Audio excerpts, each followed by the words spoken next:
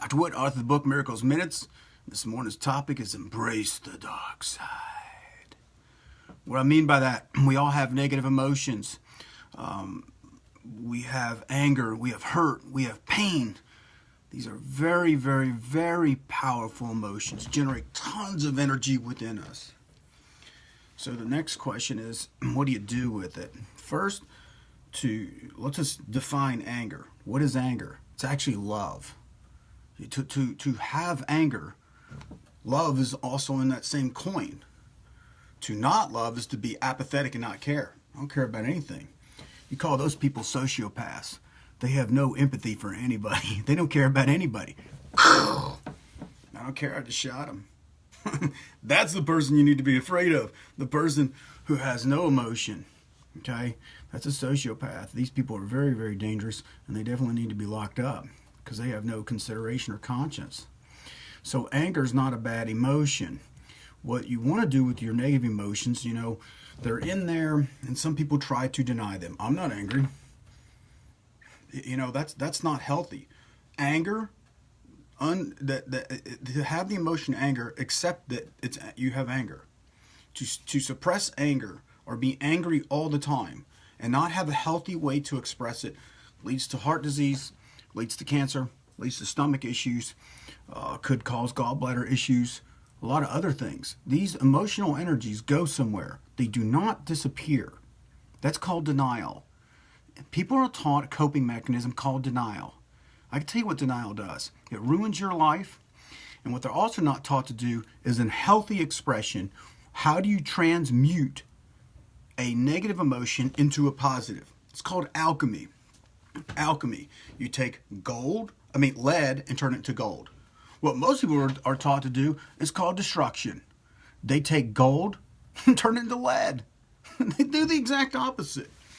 Let me give you an example of some of the things that's happened recently in society. Okay, so some incidents happened. There was outrage, and people decided to take their anger and burn the town down. That's called destruction. That's not a healthy, constructive way of doing something. Let's talk about someone else. It was Martin Luther King Jr.'s birthday the other day. So here he is looking out in the world, and he sees injustice. The injustice of black people being oppressed. They have to ride in the back of the bus, treating it subhuman. This is not tolerable. This is not tolerable. So you just don't accept it. Well, it's just the way it is. No, it's not the way it is. So he needed to make a stand for something. He needed to make a stand for all people, all human beings. Forget the color of your skin. Get off of it. People keep making it about that. I have a problem. It's about your character. Shouldn't you judge the person by the content of their character, by their heart, by who they are, by how they express themselves in the world? So Martin was upset about this. What did he do? He took that anger, that rage, and turned it into passionate speech. I have a dream. And he put it out there. He took negative energy and made it constructive. He constructed a new reality. He constructed the civil rights movement. Let me give you another example about that. There's a book called Relentless by Tim Grover. Grover was the Attack Athletics. You can look at him on YouTube. He trained Michael Jordan and some of the top professional athletes. Okay, here's a guy who didn't have a lot of experience, but had just persistent drive, and he is known as a cleaner. When no one else can get the job done, he's the guy you call because he'll get it done. So that's why the top athletes called on him. So he trained Jordan. Jordan, if you don't know Michael Jordan, he was very particular about who he worked with. He chose Tim Grover. Okay, and Grover talks about how Jordan would take his negative emotions and transmute them into something positive. Let's give you an example of that. So the story goes that Jordan was cut when he went to go try out for basketball. He went home and he cried. Did he continue to cry? No. What he did is he took his hurt, his anger, his pain, and turned it into a drive to be the best basketball player. He took the negative emotions and turned it into something positive. It drove him to be the best basketball player probably ever. Negative energy can be used And that's a healthy expression of negative energy. I have this anger. Rather than punch the coach who freaking cut him, he turned it into, I'm going to be the best basketball player and shooter, and I'm going to work hard, and I'm going to run, and I'm going to challenge myself, and I'm going to climb that mountain. I'm not going to quit. I'll never be cut again. The negative energy he used to drive him in the right direction. So when people are taught to suppress their negative energy, that stuff kills you, man. You'll disrupt yourself emotionally. You'll disrupt yourself physically. You have anger and you try and deny it. That means you're denying yourself. You're fractured. You're not whole. Now you're incongruent. Your life starts coming apart. You're going to get anxiety. You're going to get depression because you don't know. Because if you're denying that you have anger, you're denying who you are. If you deny who you are, now you don't know who you are. Now you're lost. So this Western philosophy that you can't have negative emotions is unrealistic. Even if the church produces that insinuation, this is not accurate or true. God has emotions too. He gets angry. That's what it says. So there is a righteous anger. You know, when there's oppression and tyranny in the world, we should be angry. You know, if someone's beating up a kid and abusing them, if you're not angry, I would question your sanity. You know, you should be angry. You should stand up for that. So you make a stand for it, and then you do something about it, and that's healthy and constructive. So let me give you a few things. Where does my passion, you can feel my passion coming across. Where does it come from?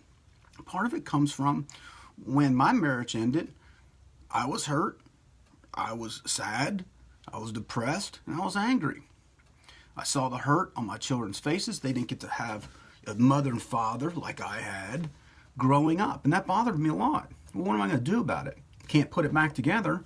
So I started studying relationships. I read almost tons of books. What went wrong in the relationship? What is it I didn't understand? What can I be responsible for? How can I become a better person? So it turned into this message of, gosh, I saw the pain on my kids' faces. What can I do as an adult? Because I can't put the marriage back together. That's done. But what can I do to make a difference? I can cry about it in a bar the rest of my life. That's not going to make a difference. But will make a difference is if I start studying what is a healthy relationship. And that's where I learned about A-frame relationships and H-frame relationships and M-frame relationships. Only the M-frame works.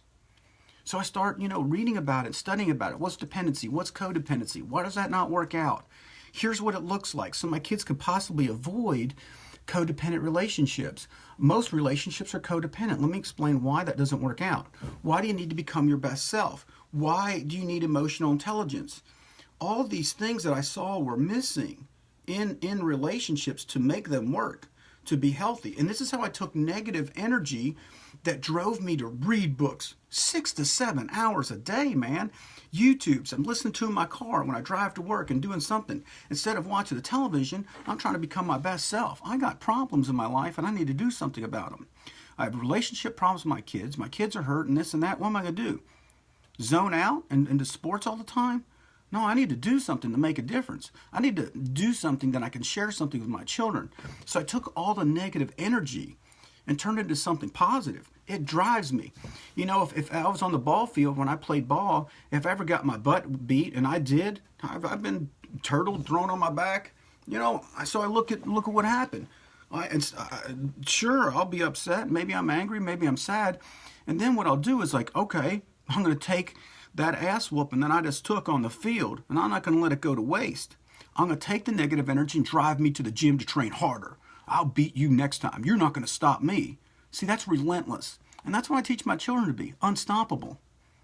Because life's going to throw obstacles at you. How big's the mountain? You got to figure out how to climb this puppy. So you need to be unstoppable. You need to be outthink, like Alexander the Great. You need to be, here's this situation. How do I outthink it? I'm going to give you a simple story of Alexander the Great. So here he is going across the Middle East, and all of a sudden he comes up on the island of Tyre. Okay, so it's the Phoenicians. And here they are, they're a mile out to sea. Alexander the Great's got a land-based army. He says to the Phoenicians, to the city of Tyre, said, tell you what, I want you guys to surrender and everything will go well with you. And they said, what are you going to do? Swim your horse out to us? Here they're out in the ocean. They got these big walls. They're a mile out to sea, and Alexander the Great's got a land-based army. You know what he did? He said, screw you. He went and cut down the cedars of Lebanon and built a goddamn bridge out there and put rocks in there and drove right up in there and burned the freaking place to the ground. That's relentless.